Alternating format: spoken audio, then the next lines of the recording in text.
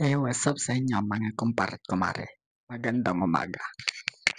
So ngayon nag-migrate na po yung Picoin ko. Yun po ay nahack po yung wallet ko po. So ayan. So paano nahack? Wala po naman po ako click or man link or what.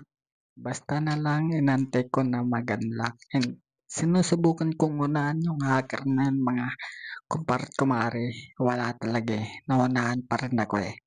Patalino po yung hacker na po yan mga kumpare kumare.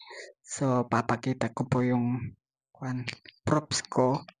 Nandito, dito, tsaka dito mga kumpare kumare. So sayang yun mga kumpare kumare. Magiging pera na po yun sana. Kaso wala. Ang bilis nung hacker sobra. Mga kumpare kumare. So ayan. So shoutout po sa kinokontak po mula nung June 5. June 5 ng hapon po yun. Si Sir, ano ba yan? So shoutout sa iyo na lang, Sir. So thank you sa time and effort po sa pag-chat po sa akin. So for this time, magpapalit na po tayo ng wallet address. So ayan, sa mga co-pioneers dyan, na mga kumare ko dyan, wag nyong ibigay ang passphrase nyo kasi yan po yung pinaka-password po nyo sa Pi Network.